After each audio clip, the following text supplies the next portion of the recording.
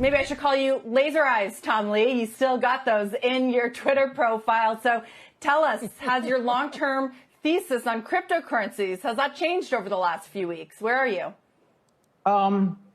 It hasn't. I mean, Bitcoin volatility is sort of systematic to the network itself. So I think anybody who buys Bitcoin has to be aware it's always going to be hyper volatile. That's the opportunity, you know, and that's why people call it diamond hands. I think the real to investors to crypto, especially coming through the Robinhood platform, et cetera, may not have been attracted to the technology or to the sound money arguments. And that's why this is essentially a bit of a wake-up call for those, because I think when you look at where the selling's taken place, it's not from original holders of Bitcoin, but it's a lot of new accounts. Mm-hmm. Are you referring to the institutions then? And we heard this from another guest last week, that they're not really true believers. They were looking to partake in sort of this momentum, but they aren't necessarily believers in the back-end technology. Is that what you're referring to, Tom?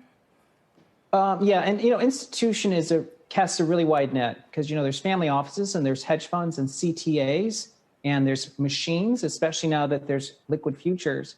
I think a lot of institutional money does trade momentum.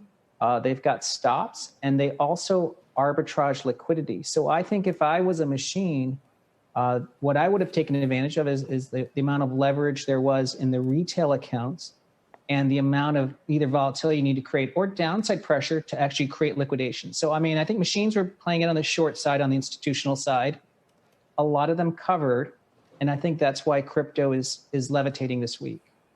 Tom, how do you think cryptos, and I'm lumping Bitcoin in there. I know that there's a lot of diversity within crypto. How do you think cryptos perform in a down market? And you know the kind I'm talking about, when there's not a lot of day trading going on, individuals are out of the game, stocks are unpopular, people turn to things like real estate. I mean, does all of crypto get liquidated under a scenario like that and revalued? What should people prepare for? John, absolutely. On a risk-off market, just like March 2020, crypto doesn't survive that, because liquidity is being withdrawn and people need to raise cash, and they might have margin calls in their fiat side.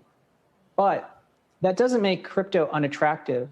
It's the same reason people say stocks never underperform bonds over a 20-year period. You have to wait 20 years for stocks to beat bonds. In crypto and Bitcoin, you never really had to own Bitcoin more than 24 months to actually never lose money. So I think Bitcoin is hyper volatile. That's the nature of it, but that's what creates the reward for people.